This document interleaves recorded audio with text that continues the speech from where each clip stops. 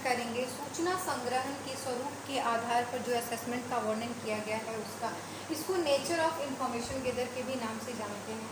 तो सबसे पहले हम जानते हैं कि सूचना संग्रहण का जो स्वरूप होता है, सूचना संग्रहण का जो फॉर्मेट की बात की गई है उसको हम सूचना आधारित वर्गीकरण के स्वरूप के रूप में भी देखते हैं। अर्थात सूचना संग्रहण के स्वरूप को हम सूचना आधारित वर्गीकरण के रूप में मान सकते हैं या देख सकते हैं, क्योंकि जब सूचनाओं के आधार पर जब हम असेसमेंट करते हैं तो उसी को हम क्या बोलते हैं, सूचना संग्रहण का स्वरूप बोलते हैं या उसके आधार या बेस मानते हैं। आकलन द्वारा व्यक्ति या वस्तु के गुण या विशेषता का वर्णन किया जाता है। जो सूचना संग्रहण का स्वरूप होता है, जो सूचनाओं को इकट्ठा करके और उसके आधार पर जो हम असेसमेंट करते हैं उसको हम क्या करते हैं, गुण या विशेषता का वर्णन करते हैं। किसी भी व्यक्ति या वस्तु के गुण या विशेषता का हम वर्णन करते हैं किसके आधार पर, तो सूचना के आधार पर। सूचनाओं के आधार पर किसी भी व्यक्ति का आकलन या वस्तु का आकलन गुण या विशेषता के वर्णन के रूप में करते हैं तो वो सूचना संग्रहण का स्वरूप कहलाता है। इसका एक परिभाषा मैंने यहाँ दिया है कि आकलन की एक ऐसी वर्णनात्मक प्रक्रिया जिसमें व्यक्तियों अथवा वस्तुओं के किन्हीं गुणों अथवा विशेषताओं का क्रमबद्ध वर्णन किया जाता है, आकलन का सूचना संग्रहण का स्वरूप कहलाता है। अर्थात आकलन की ऐसी वर्णनात्मक प्रक्रिया, ऐसा डिस्क्राइब प्रोसेस है जिसमें व्यक्ति के गुण, व्यक्ति या वस्तु के गुण या विशेषता का सिस्टमेटिक वे में वर्णन किया जाता है, उसे हम सूचना संग्रहण का स्वरूप कहते हैं या नेचर ऑफ इंफॉर्मेशन गेदर के नाम से जाना जाता है।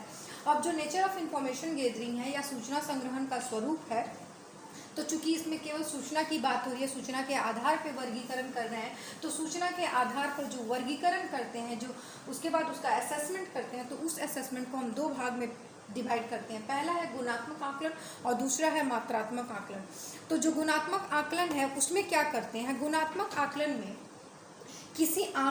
किसी भी गुण या विशेषता के उपस्थिति या अनुपस्थिति की चर्चा की जाती है। गुणात्मक आकलन में गुण या विशेषता जो पाया जा रहा है, जिस गुण या विशेषता की हम बात कर रहे हैं वो उपस्थित है या अनुपस्थित है, या जो गुण है वो किस प्रकार का है इसका वर्णन किया जाता है। जैसे कि हम बोलते हैं ना कि 4 बच्चों का एक ग्रुप है तो बोलेंगे कि वो बच्चा बुद्धिमान है, तो हम बच्चा को बुद्धिमान बोलते हैं, या अर्थात उसके गुण को समझ रहे हैं कि वो बच्चा बुद्धिमान है, हम ऑब्जर्वेशन कर रहे हैं कि वो बच्चा क्या है, बुद्धिमान प्रवृत्ति का है, क्योंकि वो क्लास में सबसे ज़्यादा आंसर देता है या एग्जाम में सबसे ज़्यादा उसको नंबर आता है। तो इस बेस में हम उसके गुण का मापन ऐसे ही ऑब्जर्व करके कर दे रहे हैं कि वो लड़का ना सबसे ज़्यादा बुद्धिमान है, तो ये हम इसमें गुणों का मापन किया जाता है, उपस्थिति या अनुपस्थिति। अगर बुद्धिमानी का गुण नहीं है तो हम उसको बुद्धिमान नहीं बोलेंगे। तो गुण के उपस्थिति या अनुपस्थिति की बात की जाती है, या किस प्रकार का गुण है, बुद्धिमान टाइप का आदमी है या फिर एकदम ऐसा लड़का है जिसको कुछ नहीं आता है, तो मंद बुद्धि है, बुद्धिमान है या मंद बुद्धि है। तो गुणों की उपस्थिति, उस बच्चा में बुद्धिमान वाला गुण है या मंद बुद्धि वाला गुण है, इस प्रकार की चर्चा की जाती है। और अगर गुण है तो बुद्धिमान है या फिर वो मंद बुद्धि का है। तो टाइप्स की चर्चा की जाती है, अगर कोई बच्चा खड़ा है तो उसमें बुद्धिमान है या फिर मंद बुद्धि का है। ये हो गया उपस्थिति अनुपस्थिति। अब दूसरा बोलेंगे जो बच्चा है उसमें कौन सा गुण है, बुद्धिमान वाला गुण है या फिर मंद बुद्धि वाला गुण है। तो उपस्थिति या अनुपस्थिति की चर्चा की जाती है या फिर टाइप्स की चर्चा की जाती है। इसमें विभिन्न गुणों का मापन किया जाता है, जैसे मैंने आपको ये सामाजिक विज्ञान की माप करता है, यानी जो समाज में गुण पाए जाते हैं गुणों के आधार पर हम मापन करते हैं, ठीक है। उसके बाद है लिंग भेद के, जैसे कि इसका एक उदाहरण है कि लिंग भेद के आधार पर पुरुष अथवा महिला कहना गुणात्मक आकलन का उदाहरण है, ठीक है। तो ये हमने जाना कि क्वालिटेटिव असेसमेंट क्या होता है। अब हम जानते हैं मात्रात्मक आकलन के बारे में।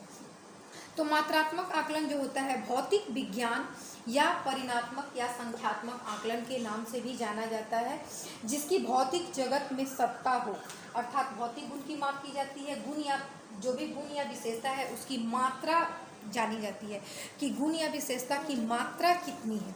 तो जिसकी भौतिक जगत में सत्ता हो, जिसमें आकार, विषय वस्तु, परिणाम, रिजल्ट, गुण देखा जाता है, जिसकी उपस्थिति या अनुपस्थिति को फील किया जाता है, अनुभूत किया जाता है।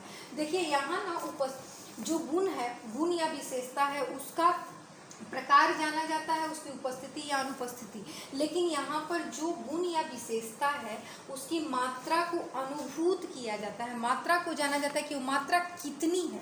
मतलब वो गुण है तो वो गुण उसमें कितनी है। अब बच्चा, पहले हमने बोला कि बुद्धिमान है, तो बुद्धिमान बच्चा है, तो बच्चा कितना बुद्धिमान है तो उसका आईक्यू टेस्ट करेंगे और आईक्यू टेस्ट के आधार पे हम बताएंगे कि वो बच्चा में इतनी बुद्धि लब्धि पाई गई है, इतना आईक्यू लेवल है। तो यहाँ सिर्फ बुद्धिमान की बात हो रही है और यहाँ पर उसमें कितना आईक्यू लेवल है, कितनी मात्रा है, यहाँ पर क्या है, और यहाँ पर हाउ मच की बात होती है कि उसमें कितनी मात्रा पाई जा रही है। ये भौतिक माप करता है।